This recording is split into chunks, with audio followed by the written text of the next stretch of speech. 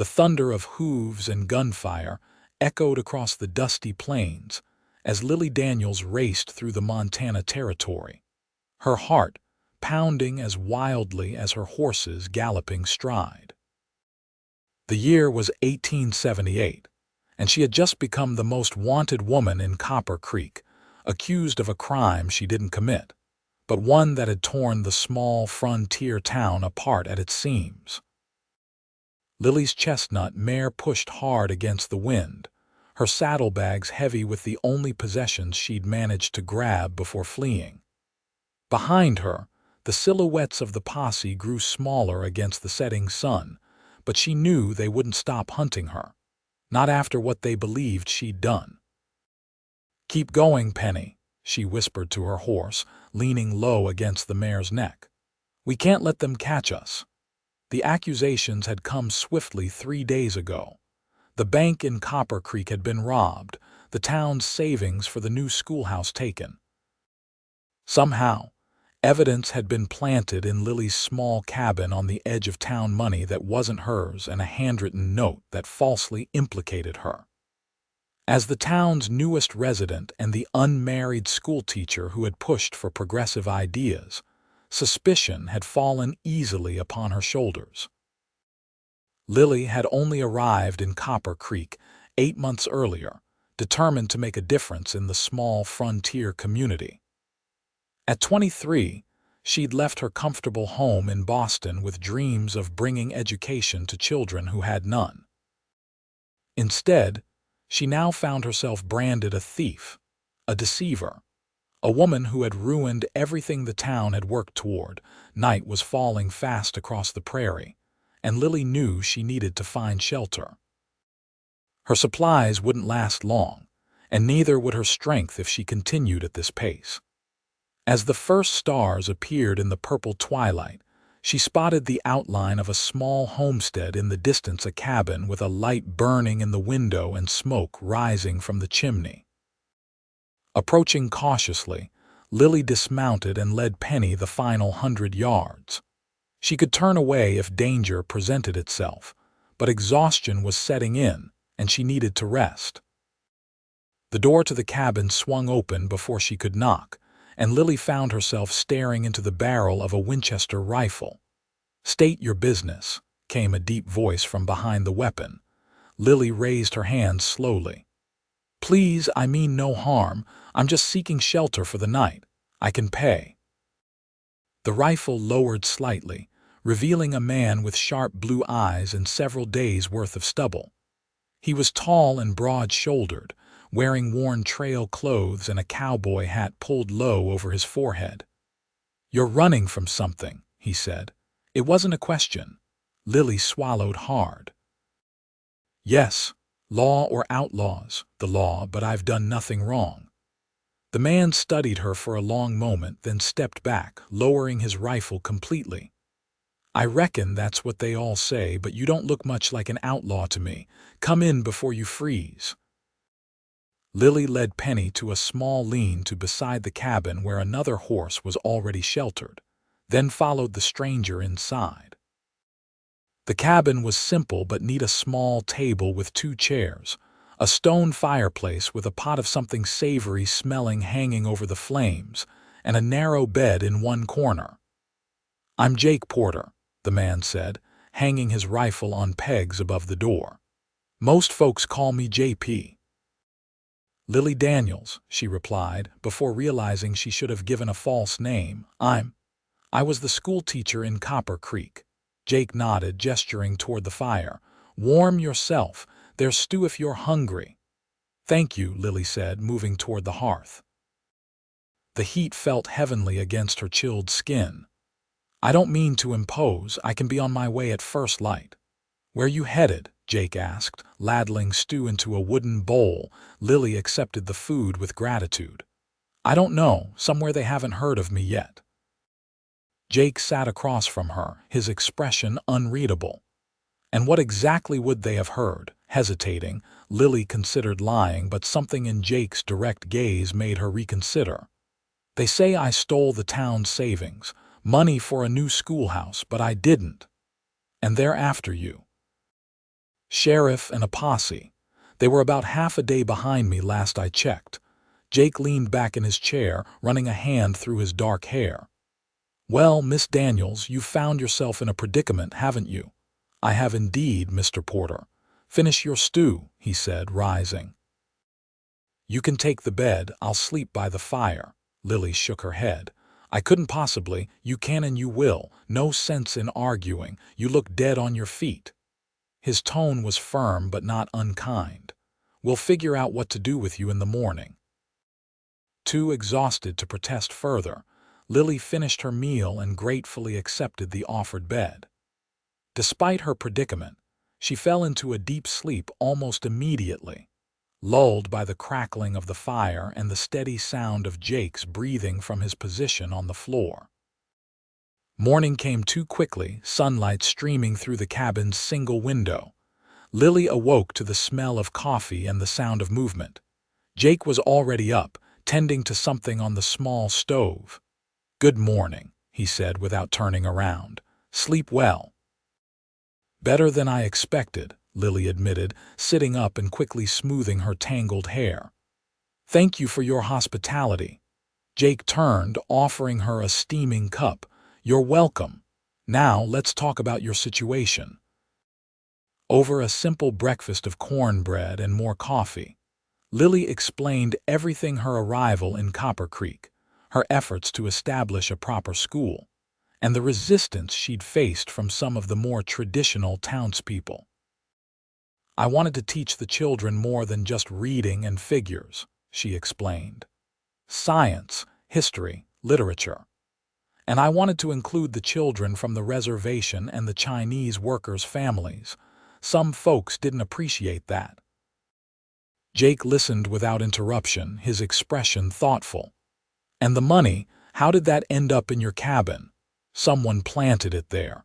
I'd been at the school late the night before, preparing lessons. Anyone could have slipped in. You have enemies in Copper Creek, Lily sighed. Not enemies exactly, but there are those who think my ideas are too modern, too disruptive. Disruptive enough to frame you for theft, apparently so.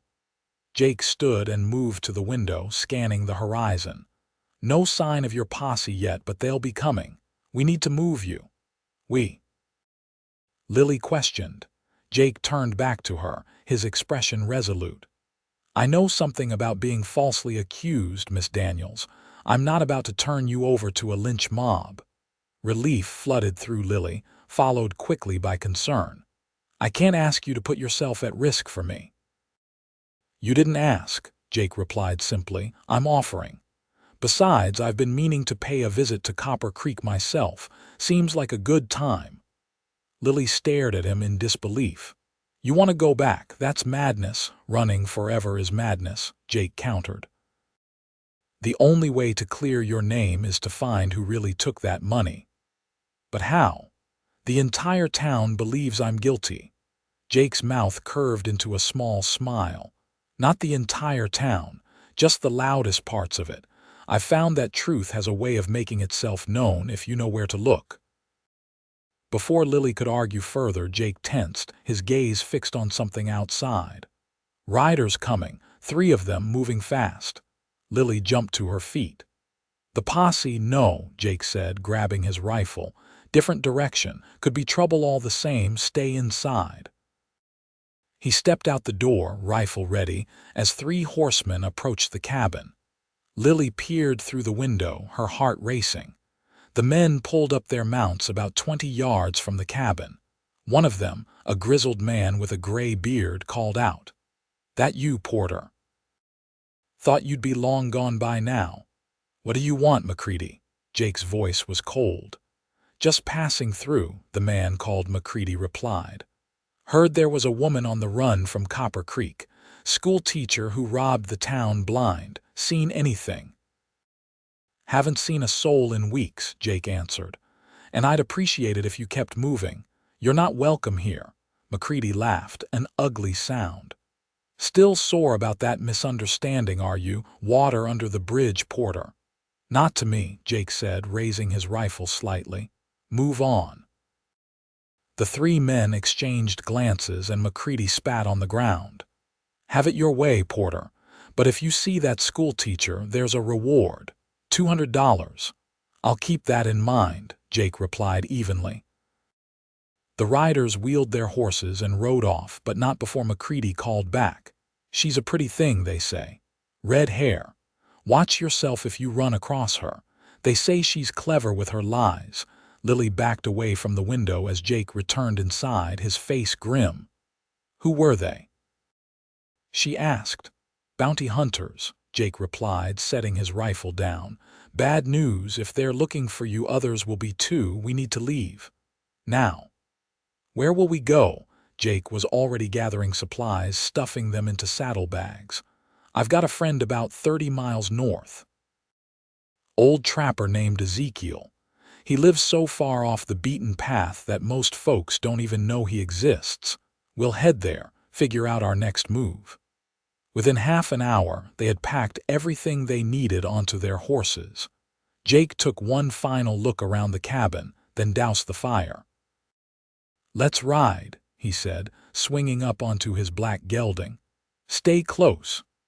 They rode hard for several hours, keeping to less traveled paths and wooded areas when possible. Jake clearly knew the terrain well, guiding them through narrow valleys and across shallow streams where their tracks would be difficult to follow. As they rode, Lily studied her unexpected ally. Jake Porter was not what she had expected to find in this wild country.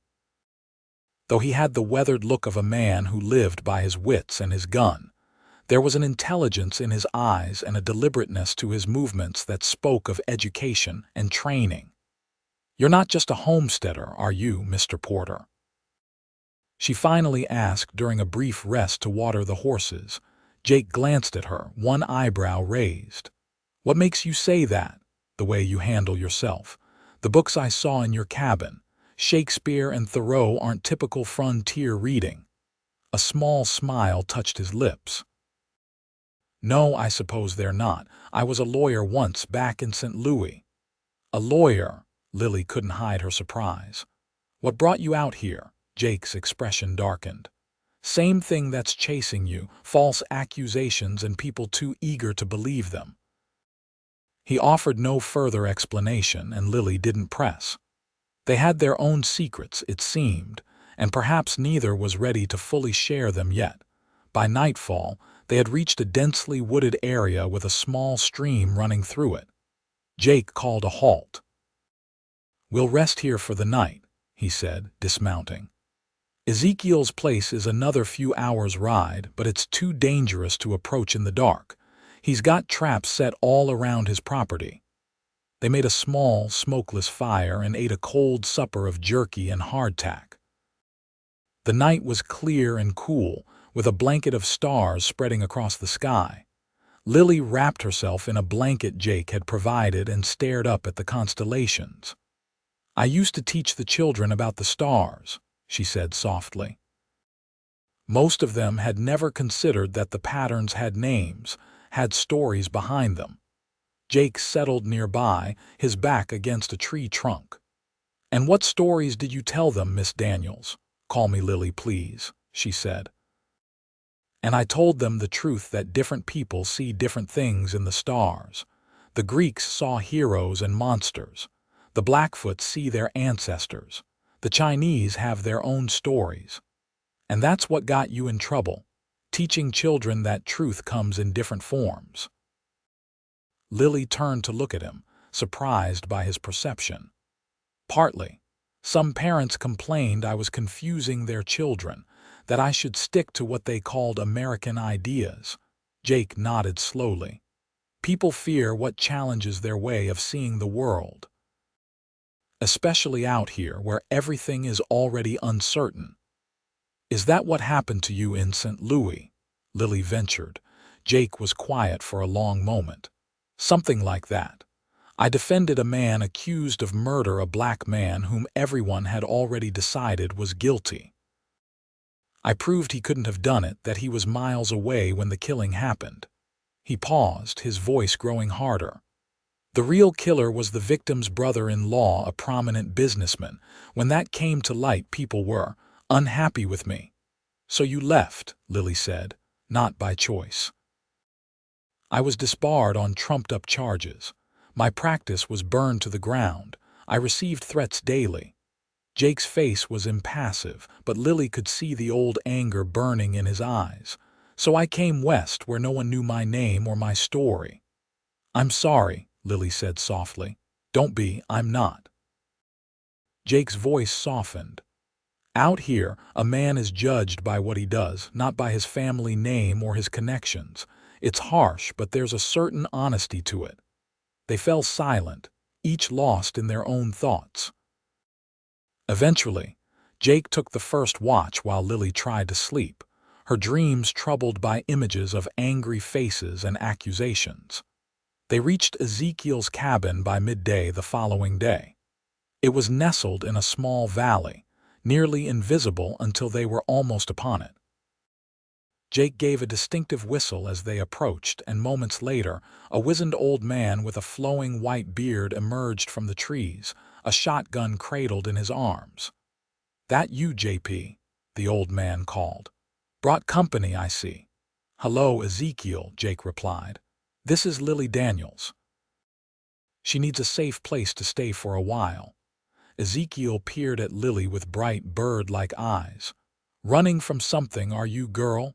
"Yes, sir," Lily answered honestly, "but not because I'm guilty of anything." The old man cackled. "Course not.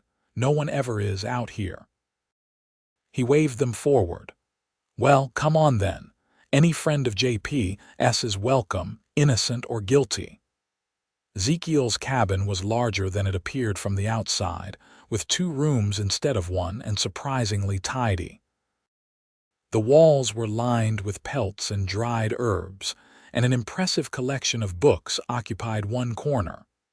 "Used to be a doctor, before I got tired of people," Ezekiel explained when he caught Lily eyeing the books. "Still keep my hand in when someone desperate enough to seek me out comes along." Over a meal of rabbit stew, Jake explained Lily's situation. Ezekiel listened without interruption, occasionally nodding or grunting. "So you aim to clear her name," he said when Jake finished. "How do you propose to do that when the whole town's against her?" "Not the whole town," Jake insisted.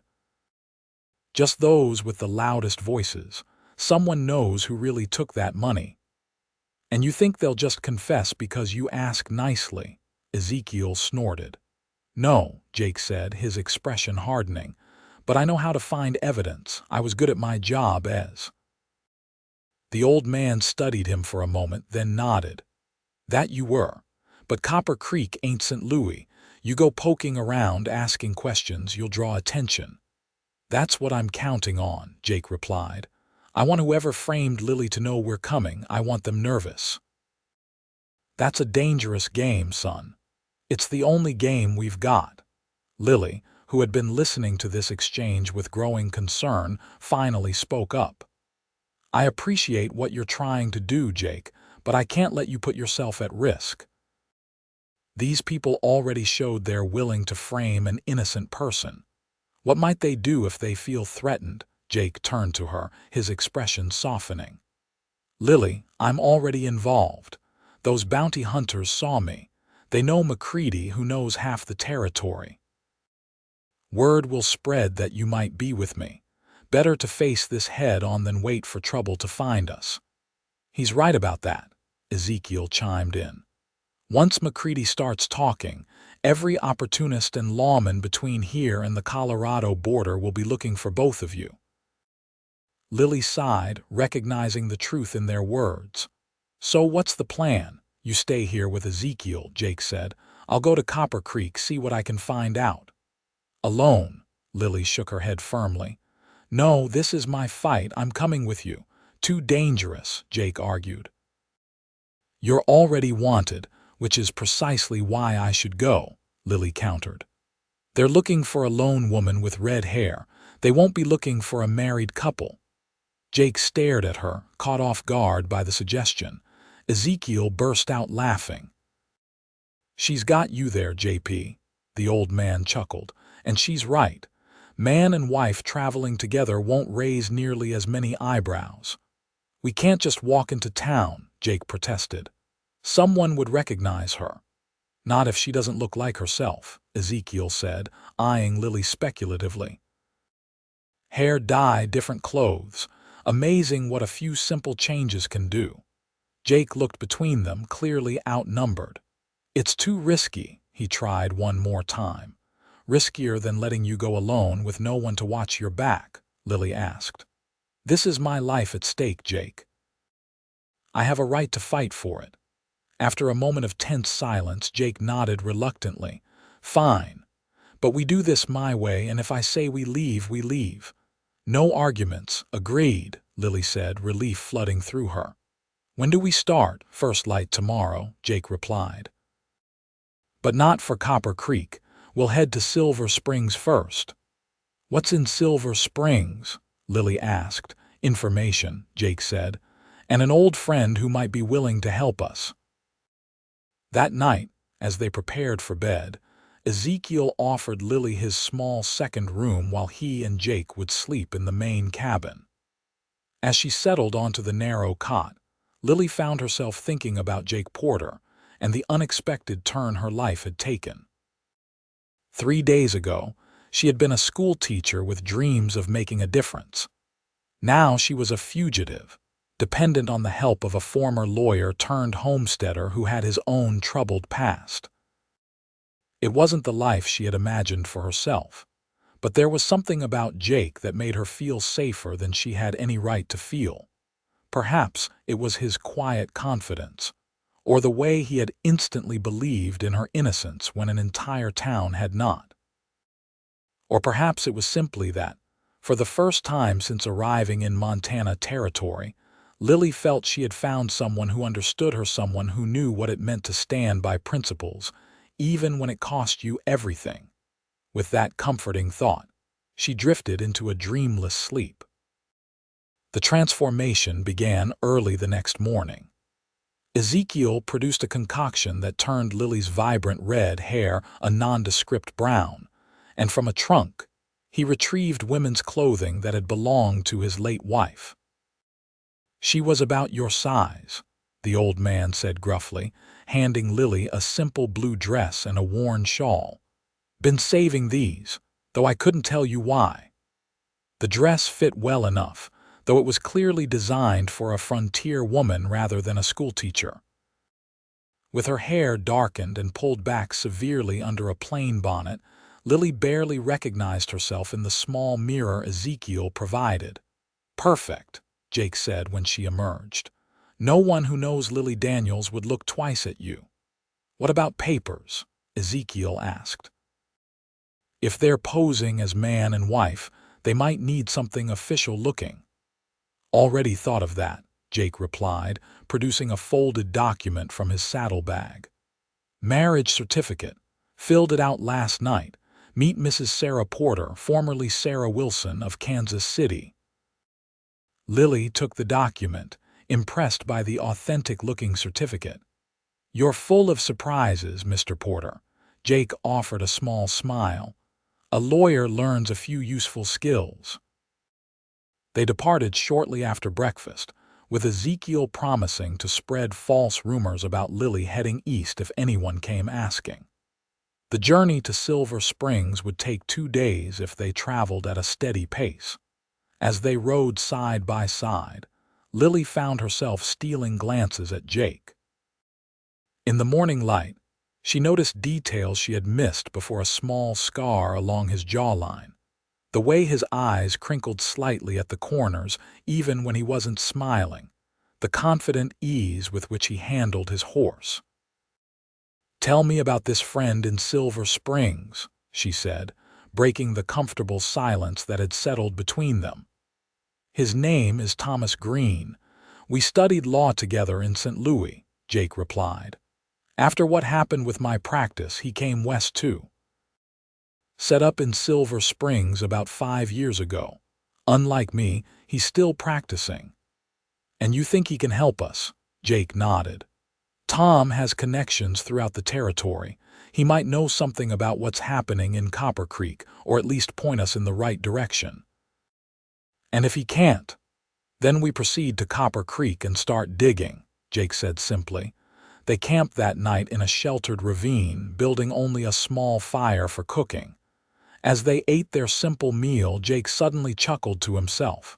"What's amusing?" Lily asked. "Just thinking about how quickly life can change," he replied. "A week ago, I was planning to head north to Montana, maybe try my hand at mining. Now I'm riding into a town where I'm not welcome with a wanted woman playing detective again." "I'm sorry to have disrupted your plans," Lily said, feeling a pang of guilt. Jake shook his head. "Don't be. Truth be told, I was getting restless. A man can only spend so much time alone with his thoughts before they start to eat at him." "I know what you mean," Lily said softly.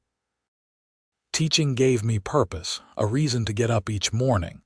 These past few days, running, it's felt like everything I worked for was slipping away."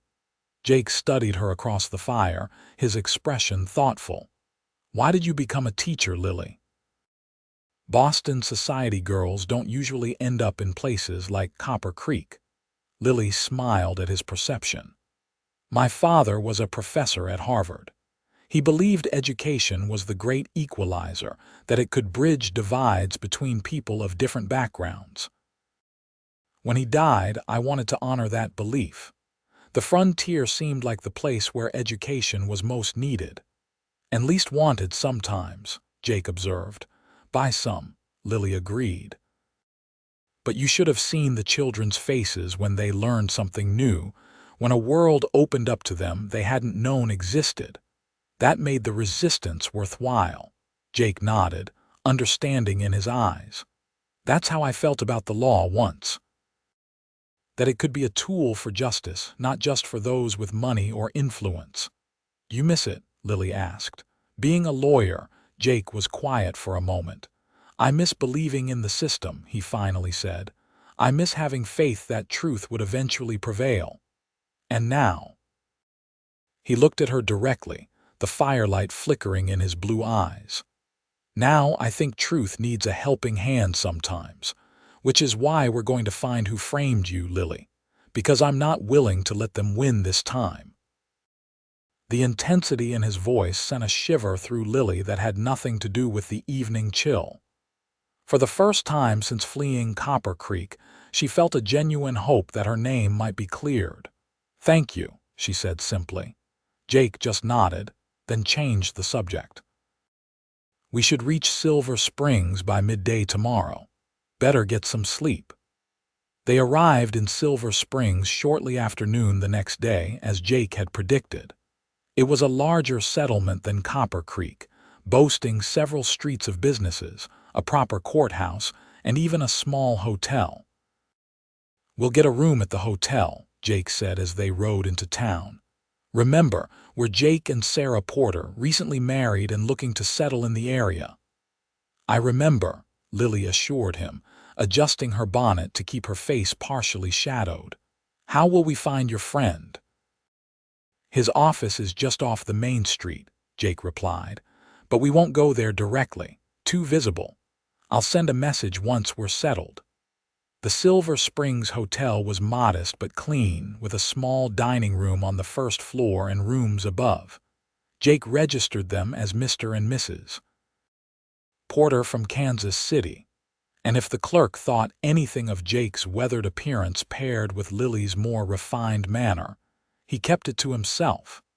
Once in their room, a slightly awkward moment as they both realized they would be sharing the space. Jake quickly wrote a note. "I'll take this to Tom's office," he said. "Stay here, keep the door locked. I shouldn't be long." Lily nodded, sinking onto the edge of the bed as Jake departed. Left alone, she took in the small room with its simple furnishings. Actual walls and a real bed felt like luxuries after days on the run. She removed her bonnet and shawl, grimacing at the unfamiliar weight of her darkened hair. True to his word, Jake returned within the hour, a tall, distinguished-looking man with spectacles following behind him. "Lily, this is Thomas Green," Jake said, locking the door behind them. "Tom, meet Lily Daniels." Thomas Green studied her with intelligent eyes, then extended his hand. "Miss Daniels, Jake has told me about your situation. A troubling case indeed." "Thank you for agreeing to help, Mr. Green," Lily said, shaking his hand. "Tom and I go back a long way," Jake explained. "He knows something about being on the wrong side of public opinion." Thomas smiled ruefully. "Indeed. When I defended Jake during his disbarment proceedings, I nearly found myself disbarred as well. Fortunately, I had the good sense to head west before they could complete the paperwork." He set down his briefcase and took the room's only chair, while Jake leaned against the wall and Lily remained seated on the bed. "Now, let's discuss your predicament," Thomas said. "Jake gave me the broad strokes, but I'd like to hear everything from you, Miss Daniels." Every detail could be important. For the next hour, Lily recounted everything: her arrival in Copper Creek, her efforts to establish a proper school, the resistance she'd faced, and finally, the theft and her framing. Thomas took meticulous notes, occasionally interrupting to ask clarifying questions. "And you have no idea who might have wanted to frame you specifically?" he asked when she had finished. Lily hesitated. "There were several people who opposed my teaching methods. Walter Simmons, who owns the general store, was particularly vocal. He has a son in my class whom I disciplined for bullying a Chinese boy. And there's Reverend Harding, who didn't appreciate my teaching science alongside Bible stories." "What about the money itself?" Thomas asked. "Who would have had access to it? It was kept in the bank," Lily explained. "Mr. Hollister, the bank manager, and Sheriff Taylor both had keys to the safe where it was stored." Thomas nodded, making another note. "And the evidence found in your cabin, how exactly was it discovered?" "Sheriff Taylor came to the school," Lily recalled. "Said he had received an anonymous tip that I might be involved. He asked to search my cabin and I agreed, having nothing to hide. He found a canvas bag with about $50 under my bed, and a note that appeared to be in my handwriting discussing a meeting with someone named R about the rest of the money." "But you never wrote such a note." "Absolutely not." Thomas exchanged a glance with Jake. "A skilled forgery, perhaps. Interesting. What about the bank manager, Hollister?" Jake asked. "What sort of man is he?" Lily considered this. "Honest, as far as I know. He was supportive of the school. His wife, Harriet, helped me organize a fundraising social last spring." "And the sheriff?" Thomas pressed. "Sheriff Taylor." Lily paused. "He's been in Copper Creek for years. People respect him. He seemed fair to me, though he was clearly uncomfortable with my teaching children from the reservation." Thomas closed his notebook. "Based on what you've told me, Miss Daniels, I believe we're looking at a conspiracy rather than an individual acting alone. The framing was too elaborate, too well executed for one person." "That's my thinking as well," Jake agreed. "Which means we need to understand the relationships in Copper Creek. Who stands to gain from the theft? Who benefits from Lily's removal?" "I've made some inquiries since receiving Jake's message this morning," Thomas said. "There are rumors that a railroad survey crew has been in the area around Copper Creek. If true, that land could become very valuable very quickly." Lily sat up straighter. "There was a survey crew. They stayed in town for nearly 2 weeks in April.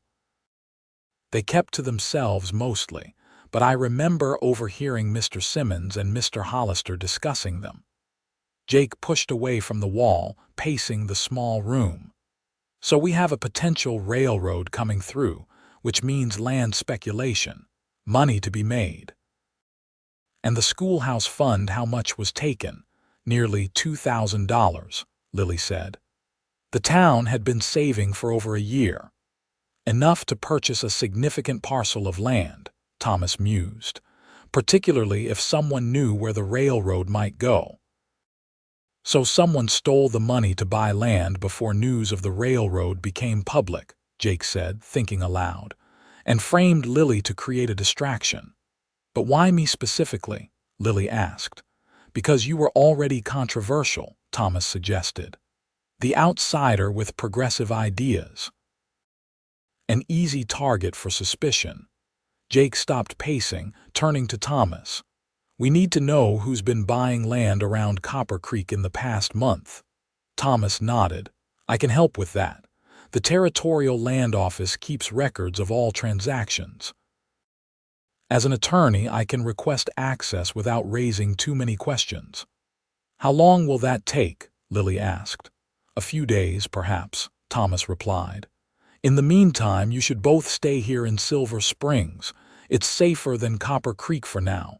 Jake shook his head. We need to keep moving.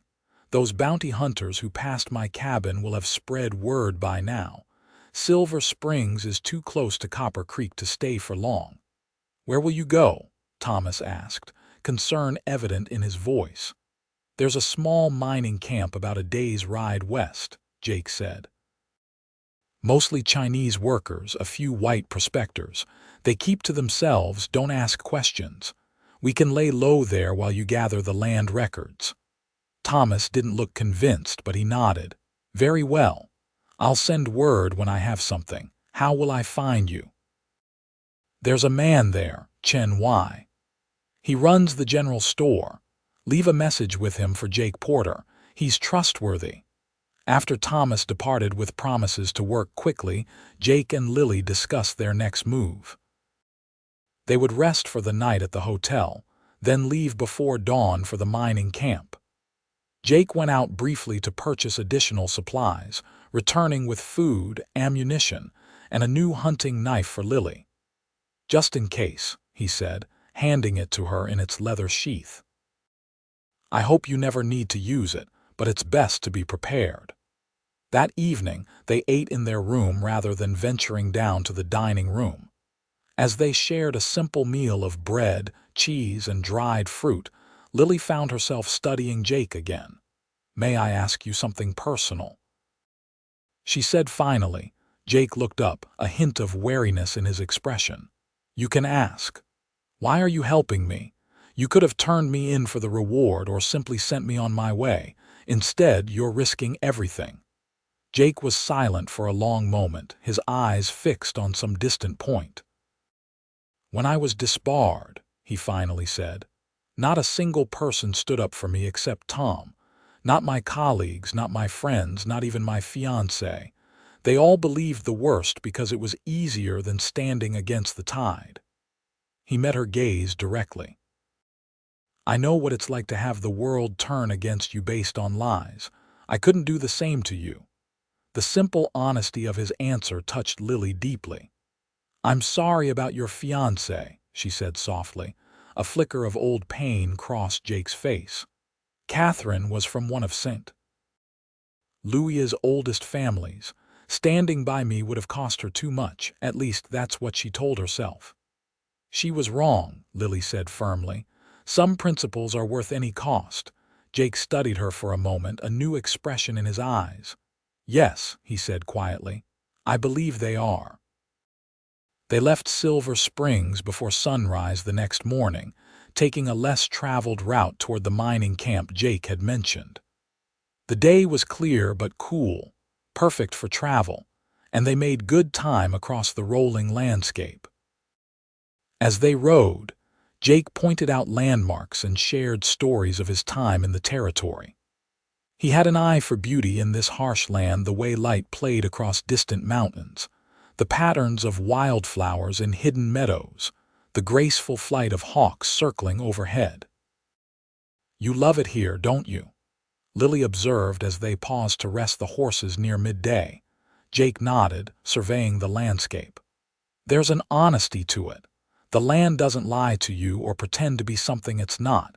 It can kill you if you're careless, but it never betrays you. Unlike people, Lily said, understanding his meaning. Unlike some people, Jake corrected. Others will surprise you with their courage and kindness when you least expect it. By late afternoon, they reached a narrow valley where a small stream ran between steep hillsides. Crude cabins and tents dotted the slopes, and the rhythmic sound of picks striking stone echoed in the distance. Several Chinese men working near the stream looked up as they approached, their expressions wary. Jake raised a hand in greeting, calling out something in what Lily assumed was Cantonese. One of the men responded, his face breaking into a smile of recognition. He approached, bowing slightly to Jake before turning curious eyes to Lily. "Why, this is my wife, Sarah," Jake said in English. "We need a place to stay for a few days." Y's eyes twinkled knowingly, but he simply nodded. "Old cabin at end of valley still empty. Roof good, you stay there." "Thank you," Jake replied, pressing some coins into the man's hand. "We'll need supplies." "Come to store later," Y said. "I have what you need." He glanced at Lily again, then added with a smile, "Pretty wife."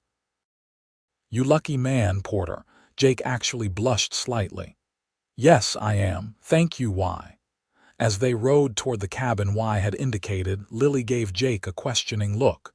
"You speak Chinese?" "A few phrases." "Enough to get by," Jake replied. "I defended several Chinese merchants in St. Louis. Learned a bit from them."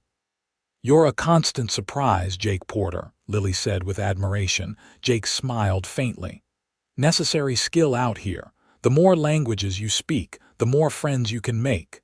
The cabin was small and rustic, but as Y had promised, the roof was sound.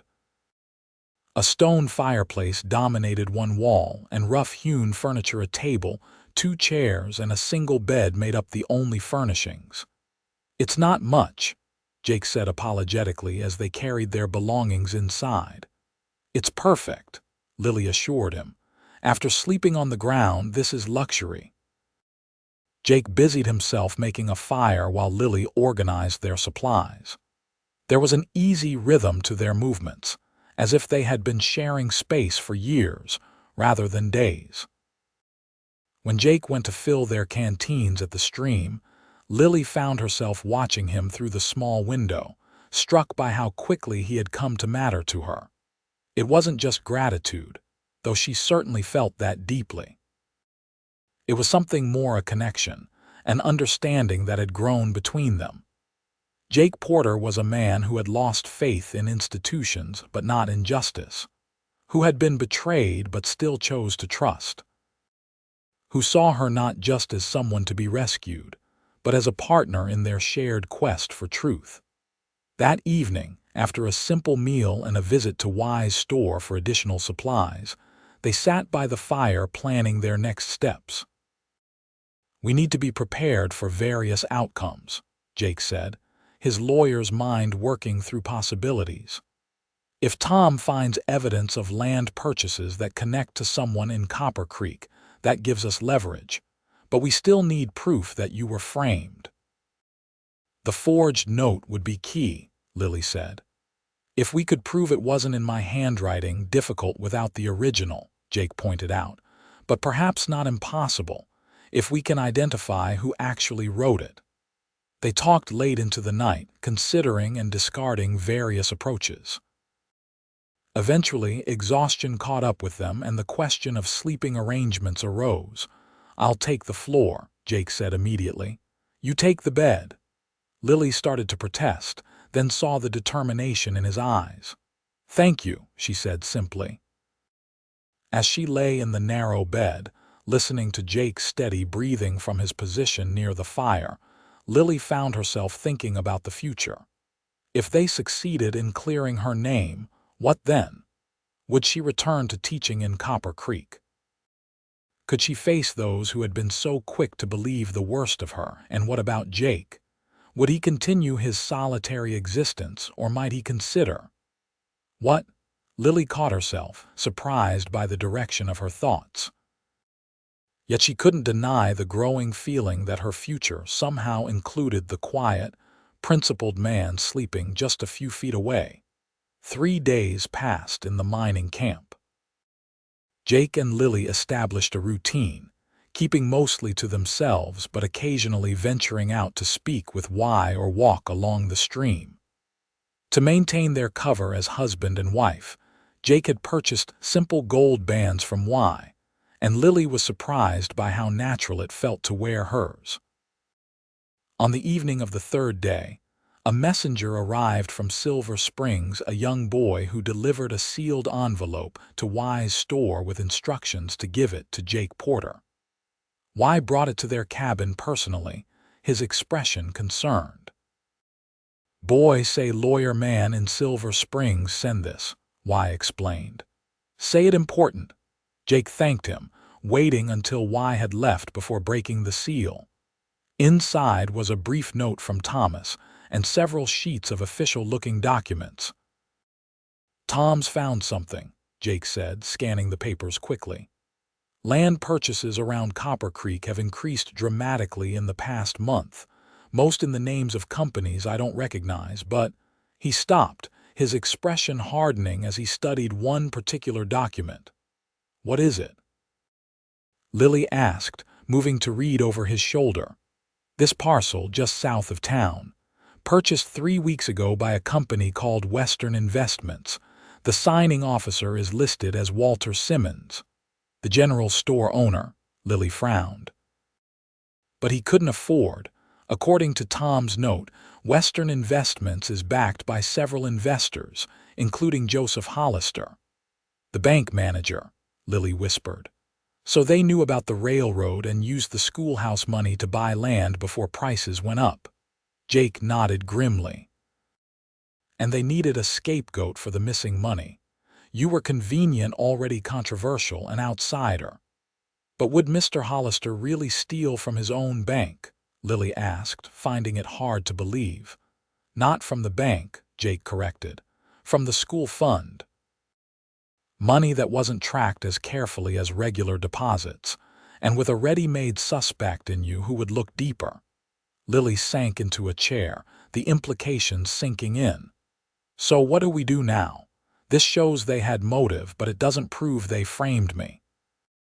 "No," Jake agreed, "but it gives us leverage, and Tom's included something else." He held up another document. "A sworn statement from a bank teller in Silver Springs who says Hollister deposited a large sum in cash, nearly $2,000, into a personal account the day after the theft was discovered." Hope surged through Lily. "So we have proof." "Circumstantial proof," Jake cautioned. "Enough to force a real investigation if we can get it to the right people. But Hollister and Simmons won't go down without a fight, and Sheriff Taylor may be involved as well." "Then we need to take this above their heads," Lily said decisively. "To the territorial marshal." Jake nodded slowly. "Marshal Donovan is based in Helena. He's a fair man from what I've heard, but Helena is a 4-day ride from here and we'd have to pass near Copper Creek." "Then that's what we'll do," Lily said, her determination growing. "We can't hide forever, Jake. It's time to face this directly." Jake studied her for a moment, admiration clear in his eyes. "You're a remarkable woman, Lily Daniels." The simple compliment warmed her more than she would have expected. "I've had a good example of courage these past days," she replied softly. Their gazes held for a long moment, something unspoken passing between them. Then Jake cleared his throat, returning to the practical matters at hand. "We'll leave tomorrow at first light. We'll need to be careful, stay off the main roads. It won't be an easy journey." "I'm not afraid," Lily said truthfully. And looking at Jake, she realized it was true. Whatever challenges lay ahead, they would face them together. They departed the mining camp before dawn, having said their goodbyes to Y the previous evening. Their plan was to skirt wide around Copper Creek, approaching Helena from the west, rather than the more direct northern route.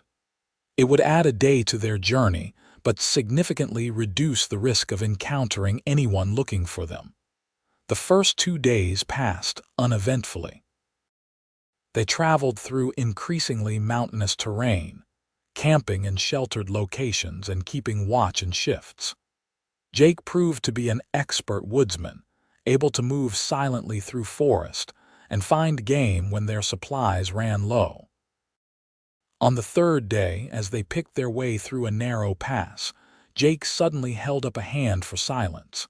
He dismounted, motioning for Lily to do the same, and led their horses behind a large outcropping of rock. "What is it?" Lily whispered once they were hidden. "Riders coming," Jake murmured, peering carefully around the rocks. 4 of them, moving fast. Lily felt her heart rate increase. "The posse from Copper Creek. Can't tell yet. Stay here with the horses. Keep them quiet." Jake moved stealthily to a better vantage point, his Winchester rifle ready. Lily held the horses' reins tightly, whispering soothing words to keep them calm. After what seemed an eternity, Jake returned, his expression grim. "It's McCready and his bounty hunters," he said, "and they're not alone. Sheriff Taylor is with them." Lily's blood ran cold. "They're looking for us." "Yes, and they're on the right track. They're heading straight for the mining camp."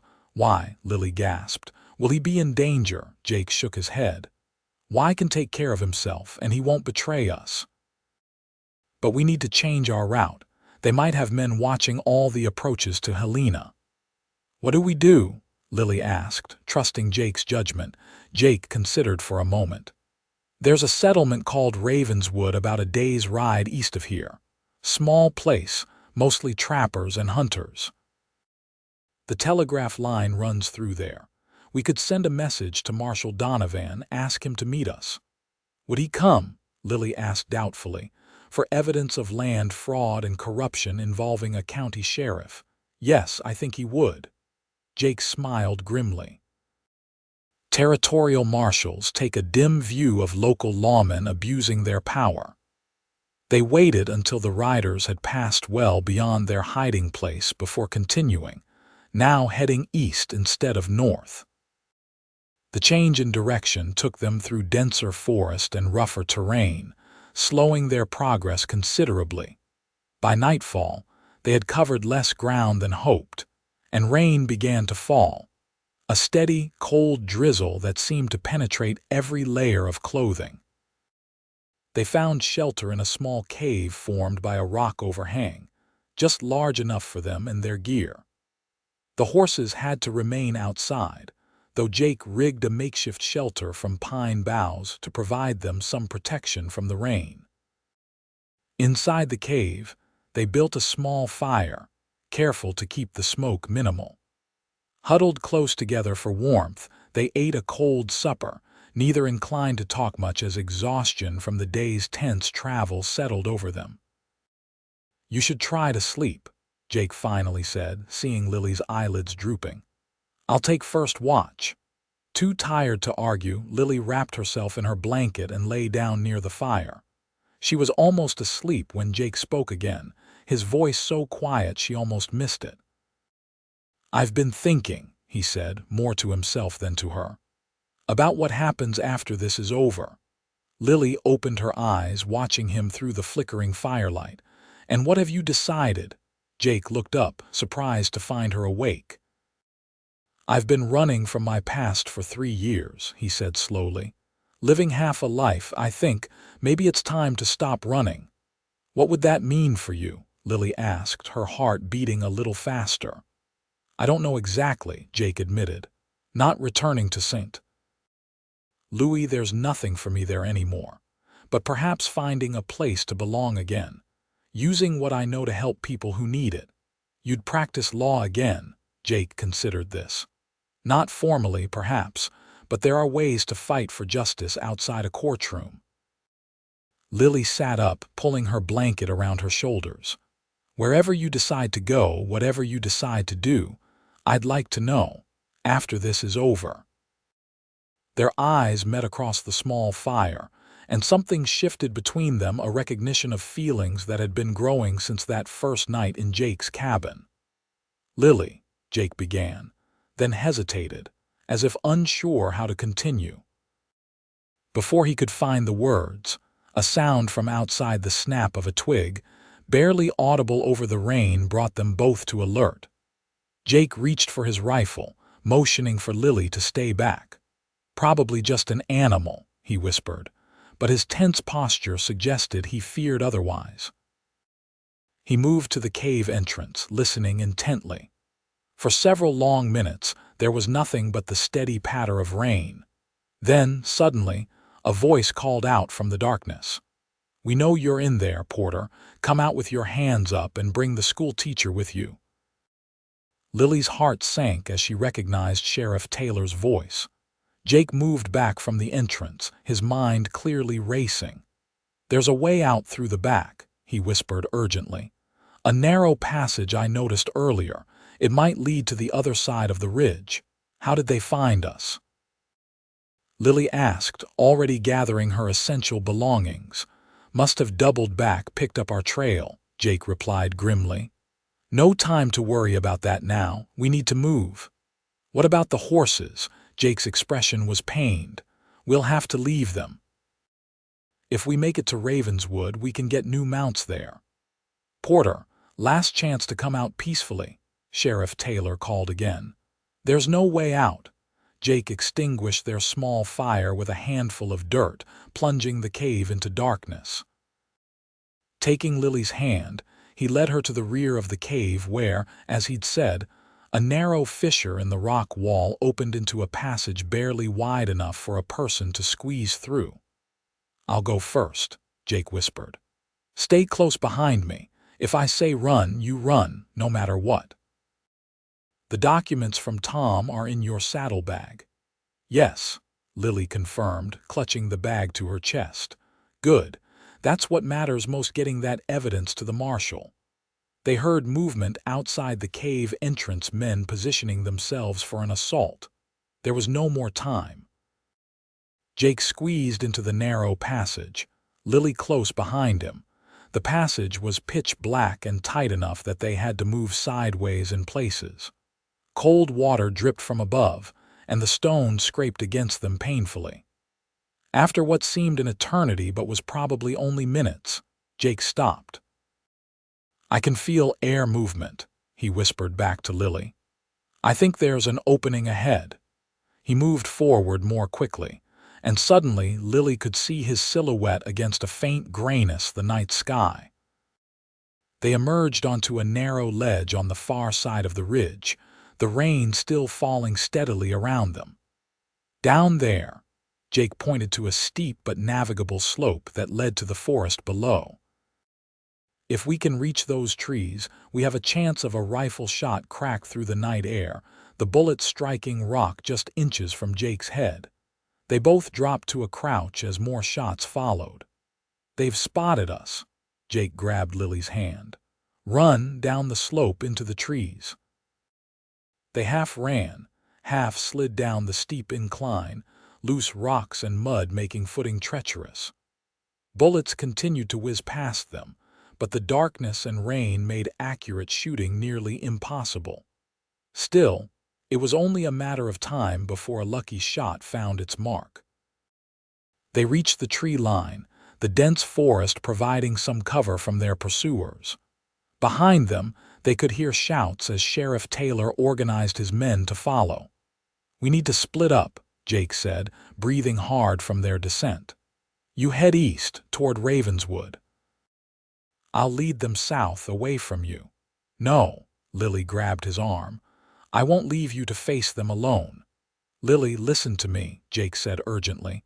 "The evidence is what matters. You need to get it to Marshal Donovan. It's the only way to end this." "They'll kill you," Lily said, her voice breaking. In the dim light, she could see Jake's grim smile. "Not if I can help it. I know these woods better than they do. I'll lose them, then circle back to Ravenswood.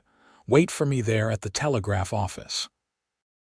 Before she could protest further, Jake pulled her to him in a fierce, brief kiss. "Go now. Head east, follow the North Star. Ravenswood is about 10 miles. Then he was gone, crashing deliberately through the underbrush in a southerly direction, making as much noise as possible. Almost immediately, the shouts of their pursuers changed course, following the sound. Tears mingling with rain on her face, Lily turned and began making her way eastward, moving as quickly and quietly as possible through the dark forest. The night seemed endless. Lily pushed through dense underbrush, crossed small streams, and climbed over fallen trees, all while trying to maintain her eastward direction. The rain eventually stopped, allowing glimpses of stars through the forest canopy that helped her keep her bearing. By the time dawn began to lighten the sky, Lily was exhausted, soaked, and chilled to the bone, but she forced herself to keep moving. The fear of what might have happened to Jake drove her forward as much as the need to reach Ravenswood with their precious evidence. As the morning progressed, the forest began to thin, giving way to more open country. In the distance, Lily could make out what appeared to be a settlement's small buildings clustered along a single street, with scattered cabins on the outskirts. Ravenswood, it had to be. Approaching cautiously, Lily skirted around to the eastern edge of the small town. She needed to find the telegraph office, but first, she needed to determine if any of McCready's men or Sheriff Taylor's posse were already there. The town was just beginning to stir as Lily watched from the shelter of a stand of pines. Men emerged from the various buildings, heading to work or to the small cafe that appeared to be the social center of Ravenswood. None of them looked like the bounty hunters or the sheriff's men. Gathering her courage, Lily adjusted her clothing as best she could, smoothed her hair under her bonnet, and walked purposefully into town. Her appearance drew curious glances. A bedraggled woman alone was an unusual sight, but no one challenged her. The telegraph office was easy to find, a small building with a sign proclaiming Western Union Telegraph above the door. Inside, a young man with spectacles looked up from his desk, surprise evident on his face. "Madam, can I help you?" he asked, taking in her disheveled appearance with concern. "I need to send an urgent telegram to Territorial Marshal Donovan in Helena," Lily said, trying to keep her voice steady. "It's a matter of life and death." The young man blinked, then nodded. "Yes, madam, I can do that for you. Do you have the message written out?" "How long before it reaches Helena?" "If the marshal is in his office, he'll receive it within the hour," the young man replied, counting out the words and calculating the cost. "Would you like to wait for a reply?" "Yes, please," Lily said, sinking gratefully onto a bench near the counter. "I'll be right here."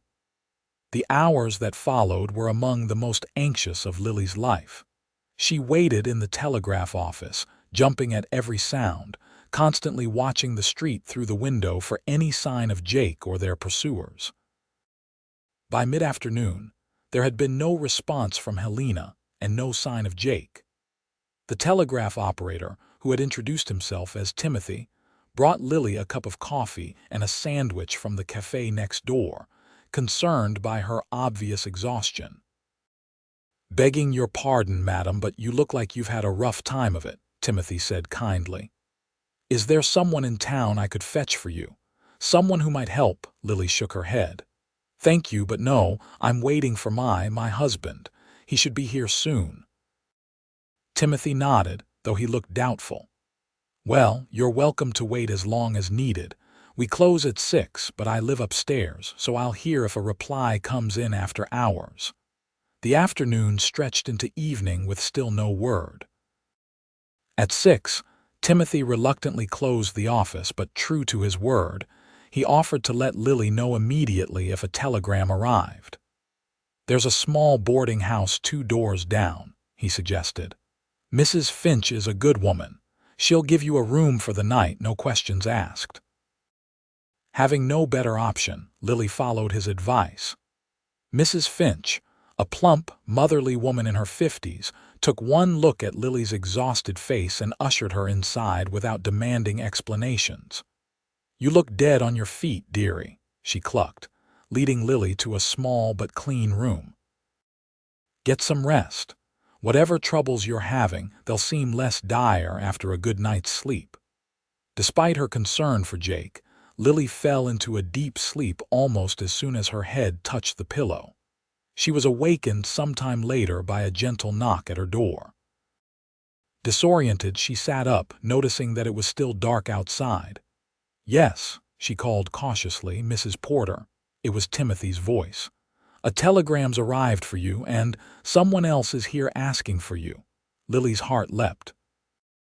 She hurried to the door, opening it to find Timothy standing there with a yellow telegram form in his hand. Behind him, looking exhausted and battered but very much alive, was Jake. "Jake!"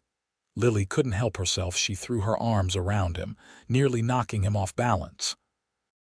Jake winced slightly. Lily realized he was favoring his left side but returned her embrace fiercely. "I told you I'd find you," he murmured against her hair. Timothy cleared his throat awkwardly. "The telegram, madam. It's from Marshal Donovan." Jake released Lily, taking the telegram and scanning it quickly. A slow smile spread across his face. "He's coming," Jake said. "Left Helena yesterday evening, should be here by noon tomorrow, and he's bringing deputies." Relief washed over Lily in a wave so powerful she had to lean against the doorframe. "Then it's almost over." "Almost," Jake agreed, his expression sobering. "But we're not safe yet. I lost McCready and his men for a while, but they're persistent. They could still be tracking me." "You're hurt," Lily said, noticing for the first time the makeshift bandage wrapped around Jake's upper arm, dark with dried blood. "It's just a graze," Jake dismissed, though the tightness around his eyes told a different story. "I've had worse." "Come in. Let me look at it," Lily insisted, drawing him into her room and closing the door. To Timothy, she added, "Thank you for bringing the message. We'll stay here until the marshal arrives." Once they were alone, Lily made Jake sit on the edge of the bed while she examined his wound. It was indeed a bullet graze, but deeper than he'd admitted and showing signs of infection. "This needs proper cleaning and bandaging," she said firmly. "I'll see if Mrs. Finch has supplies." Despite Jake's protests that he was fine, Lily insisted on tending to his wound properly. Mrs. Finch, roused from sleep, provided clean bandages, a bottle of whiskey for disinfection, and a basin of hot water without asking questions. As Lily cleaned the angry-looking gash on Jake's arm, he watched her with an expression she couldn't quite interpret. "You're good at this," he observed quietly. "I've had practice," Lily replied, concentrating on her task. "Teaching children means dealing with all manner of cuts and scrapes." Jake winced as she applied the whiskey to the wound. "This is a bit more than a scrape."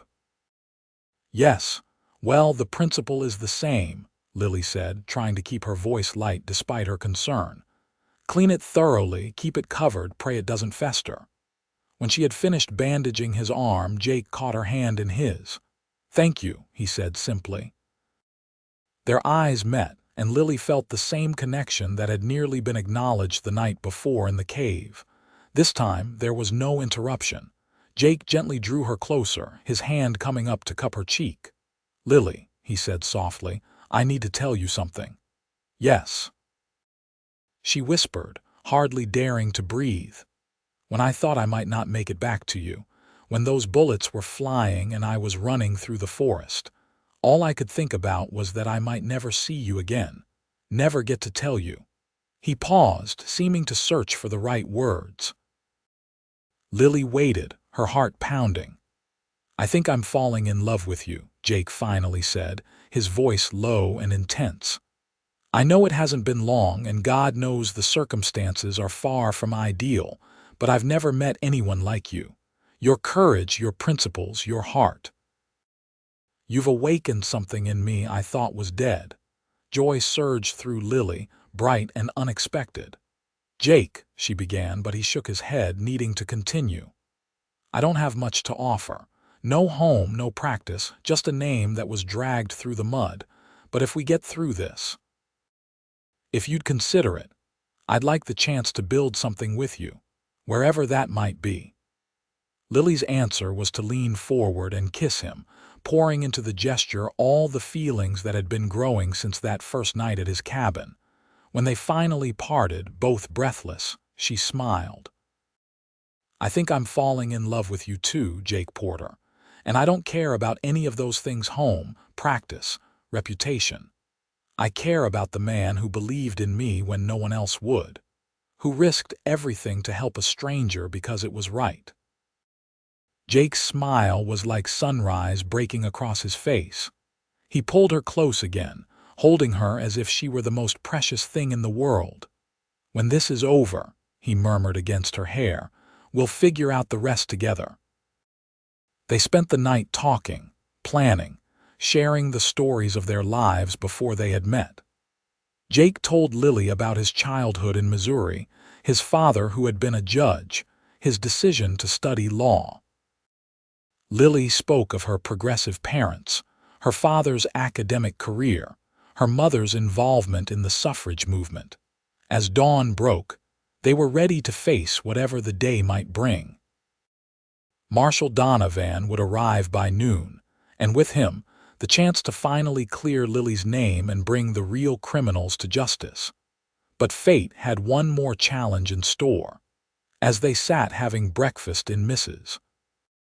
Finch's small dining room, the door burst open and Timothy, the telegraph operator, rushed in, his face pale. "Mr. Porter, Miss Daniels," he gasped. "Sheriff Taylor and some rough-looking men just rode into town. They're asking all over for you." Jake was on his feet instantly, his hand going to the pistol at his hip. "How many?" "5, I think," Timothy replied. "The sheriff, that man McCready, and 3 others. They're at the saloon now, but they're going door to door."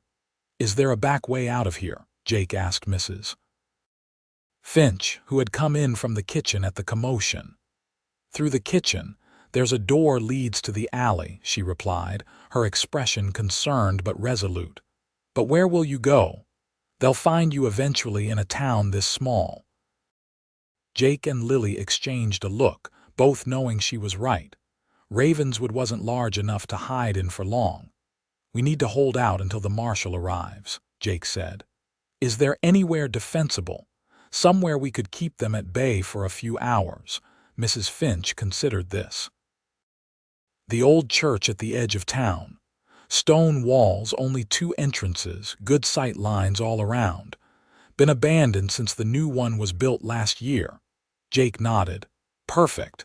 Timothy, what time is it now?" "Just after 8, the young man replied. "And the marshal is expected around noon," Jake calculated. 4 hours. We can hold out that long." They slipped out through Mrs. Finch's back door, keeping to alleys and behind buildings as they made their way toward the old church at the town's edge. The stone building was indeed as Mrs. Finch had described: solid walls, narrow windows, and limited entry points. Inside, the church was dusty but intact. Wooden pews filled the nave, and a raised platform served as the pulpit area.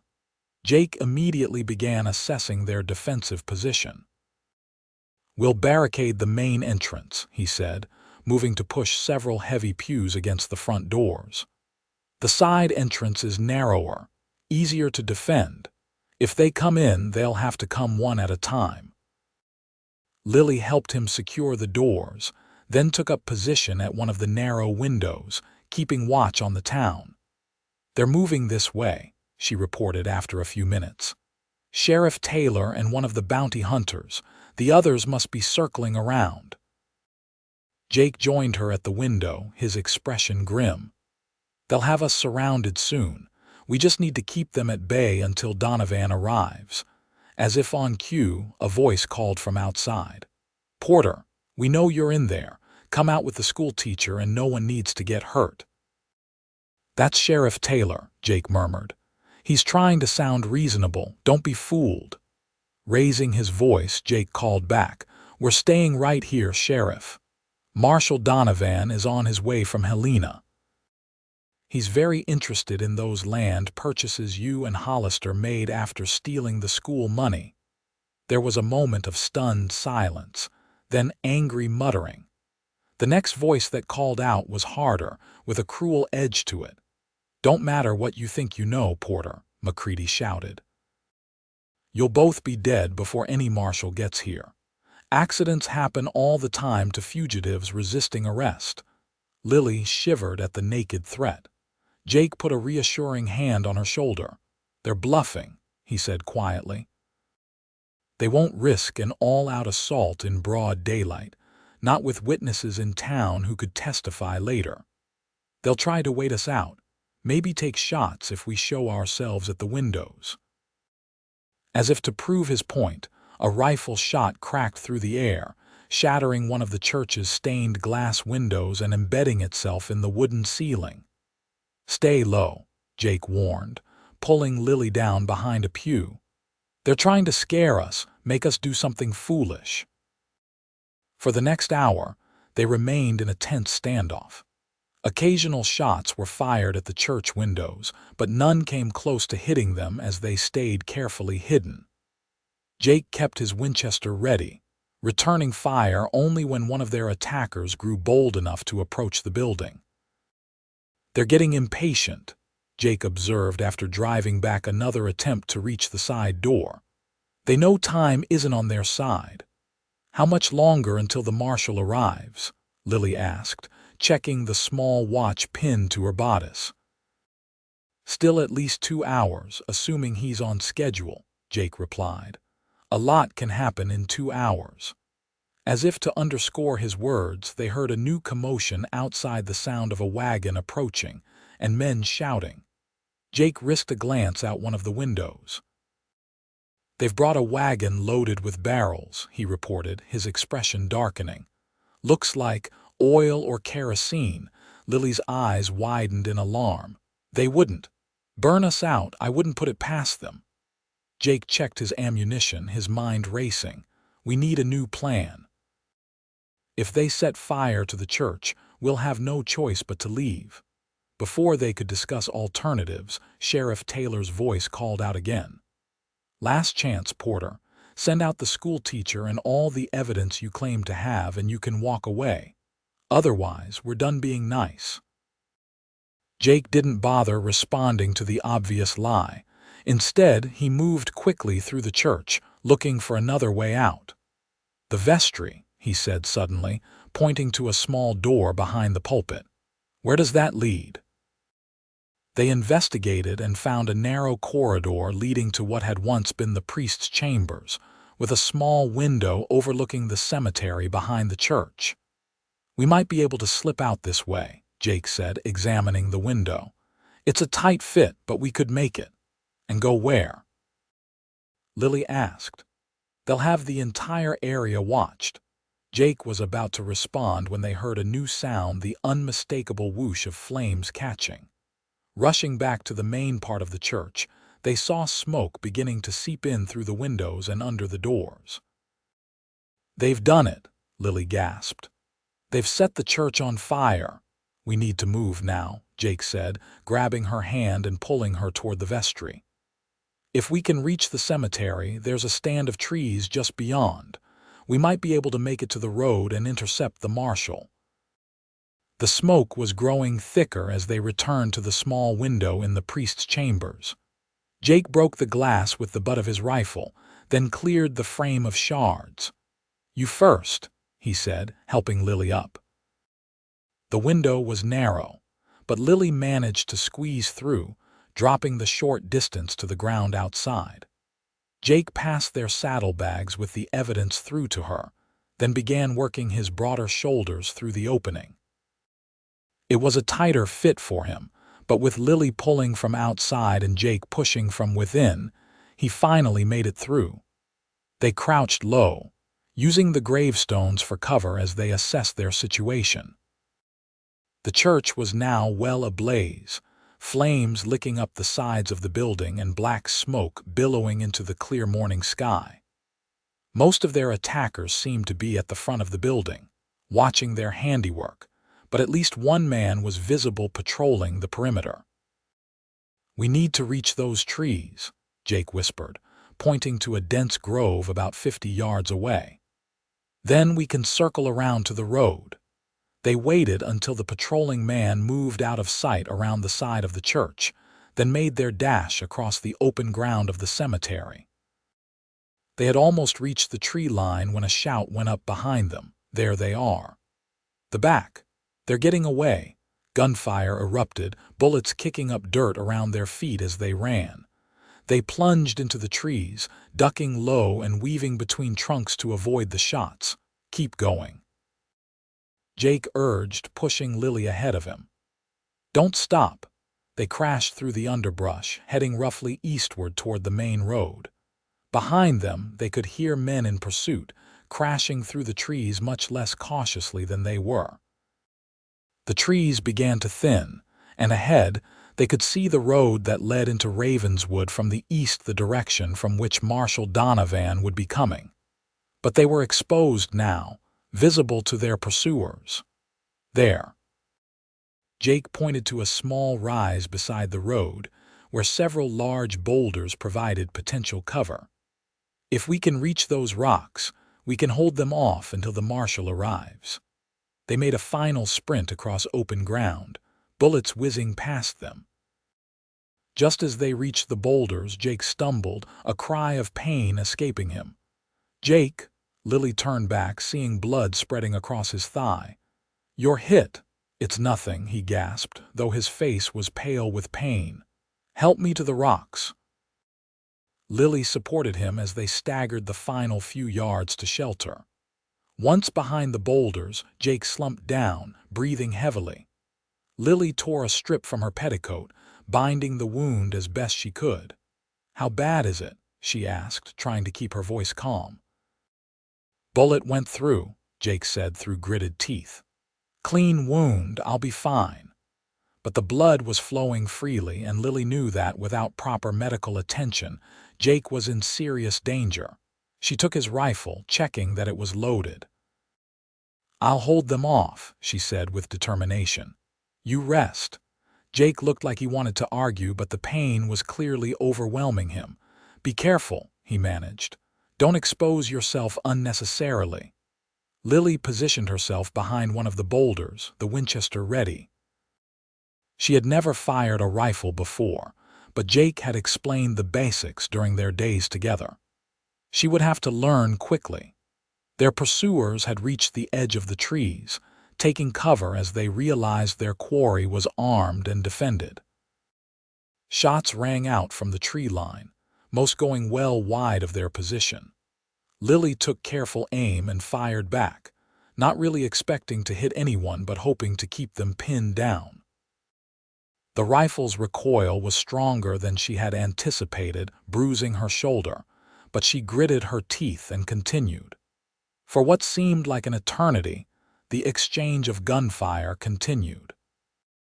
Lily was acutely aware of Jake's labored breathing behind her, and of the saddlebag containing their precious evidence tucked securely between the rocks. If they died here, all their efforts would be for nothing. Then, just as Lily was down to her last few bullets, she heard a new sound, the thunder of hooves approaching from the east. Many horses moving fast. "Jake," she called over her shoulder. I think it's the marshal." Sure enough, a large group of riders appeared around the bend in the road, at least a dozen men, led by a tall figure in a long coat with a marshal's star gleaming on his chest. At the sight of the gunfight in progress, they spurred their mounts forward, rifles raised. "This is United States Marshal James Donovan," a powerful voice boomed out. "Throw down your weapons." From the trees there was confusion, shouted arguments, then silence. One by one, weapons clattered to the ground as Sheriff Taylor McCready and the other bounty hunters realized they were outnumbered and outgunned. Marshal Donovan and his deputies quickly took control of the situation, disarming and restraining the would-be killers. As two of the deputies approached the boulders where Lily and Jake had taken shelter, Lily called out, "We need help. My husband has been shot." Medical attention was quickly summoned for Jake, while Marshal Donovan himself approached Lily. Mrs. Porter?" he asked then with a knowing look. "Or should I say Miss Daniels?" "Either is fine, Marshal," Lily replied, too exhausted for pretense. "The evidence is here." She handed him the saddlebag. "Land records, bank transactions, statements from witnesses. Everything you need to prove the conspiracy and clear my name." Donovan nodded, taking the bag. "We'll look into all of it, but your telegram was enough to get my attention.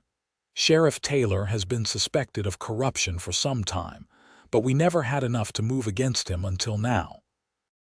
As Jake was carefully loaded onto a wagon for transport to the doctor in Ravenswood, Lily stayed by his side, holding his hand tightly. "We did it," she whispered to him. "It's over." Despite his pain, Jake managed a smile. "Not quite over," he murmured. "We still have a future to figure out." The days that followed were a whirlwind of statements, depositions, and evidence review. Marshal Donovan and his team worked methodically, building an airtight case against Sheriff Taylor, Joseph Hollister, Walter Simmons, and several other prominent citizens of Copper Creek who had been involved in the land fraud scheme.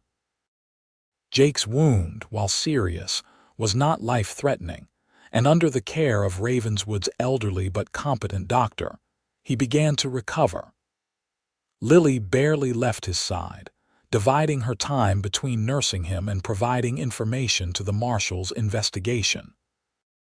A week after the shootout, Marshal Donovan visited them at the doctor's house where Jake was recovering. "Thought you'd want to know," he said, settling into a chair beside Jake's bed. "We've arrested Hollister and Simmons. They're singing like birds, each trying to blame the other. Found most of the stolen money, too, hidden in Hollister's home." "And my name?" Lily asked. "Has it been cleared?" Donovan nodded. "Publicly and officially. The territorial newspaper will run the full story in tomorrow's edition. You're free to return to Copper Creek whenever you wish, Miss Daniels." Lily and Jake exchanged a look. "Thank you, Marshal," Lily said, "but I'm not sure Copper Creek is where I belong anymore." "Figured as much," Donovan said with a small smile. "Well, wherever you end up, you should know there are teaching positions open in several communities. And as for you, Porter," Jake raised an eyebrow. "Yes, I've been asking around about you. Your reputation in St. Louis, found some interesting information." Donovan reached into his coat and withdrew an official-looking document. "This arrived by special courier yesterday." Jake took the document warily, unfolding it to read. His expression shifted from suspicion to disbelief. "This is a full reinstatement of my law license," he said, looking up at Donovan in confusion. "How?" "The new circuit judge in St. Louis reviewed your case. Seems he found significant irregularities in the proceedings against you. Your disbarment has been overturned." Donovan smiled. "Apparently justice catches up eventually, even if it takes a few years." After the marshal left, Lily sat on the edge of Jake's bed, taking his hand in hers. "So, Counselor Porter," she said, a smile playing at her lips. "What now?" Jake looked at the reinstatement document, then back at Lily. "I've been thinking about that. Helena is growing fast. They need lawyers who aren't in the pockets of mining companies, and schools for all the families moving in." "A lawyer and a schoolteacher," Lily mused. "We could make quite a team." "We already do," Jake said softly, drawing her down for a kiss. "But there's something I'd like to make official first." 2 months later, on a clear autumn day, Lily Daniels became Lily Porter in a simple ceremony at Helena's small church. Thomas Green served as Jake's best man, while Mrs. Finch from Ravenswood, who had taken a maternal interest in Lily, stood as her matron of honor. Marshal Donovan attended as well, along with several of his deputies and a handful of new friends they had made in Helena. Ezekiel made the journey as well, grumbling the entire time about civilization, but beaming proudly as he gave Lily away in place of her father. Jake had established a small legal practice focusing on helping settlers, small ranchers, and mining families navigate the often confusing territorial laws.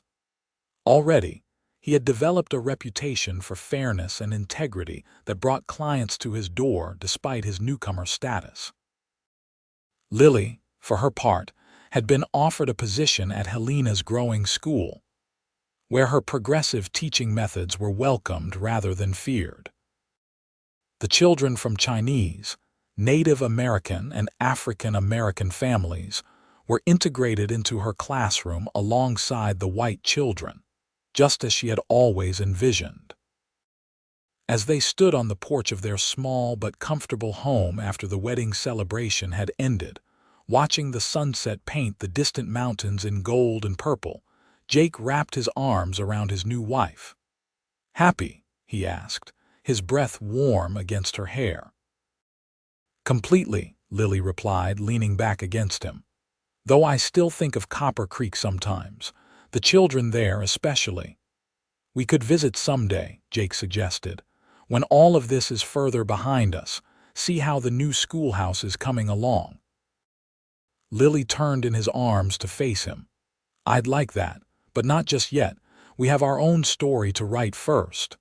"Speaking of which," Jake said, a playful glint in his eyes, "I heard something interesting in town yesterday. Some people are still talking about us about how you were the troublemaking schoolteacher who ruined everything in Copper Creek." Lily laughed softly. "Let them talk." Jake's expression grew serious, his hand coming up to touch her cheek. "They can say what they want. I know the truth." "And what's that?" Lily asked, though she already knew the answer in her heart. "They said you'd ruined everything," Jake murmured, drawing her closer. "But the truth is, you saved my soul, Lily Porter, and I'll spend the rest of my life being thankful for that." As their lips met in the golden light of sunset, Lily knew they had found something precious, not just justice or vindication, but a love that had been forged in adversity and would endure through whatever challenges life might bring next. Together, they had faced false accusations and real dangers. Together, they had fought for truth against powerful enemies. And together, they would build a future based on the principles they both held dear: justice, education, equality, and above all, love. In a territory still rough around the edges, where the law was sometimes bent to serve the powerful, Jake and Lily Porter would stand as a beacon of what was possible when good people refused to be silenced. Their story, which had begun with a desperate woman seeking shelter and a disillusioned man finding purpose, was just beginning, and it promised to be as vast and beautiful as the Montana skies above them.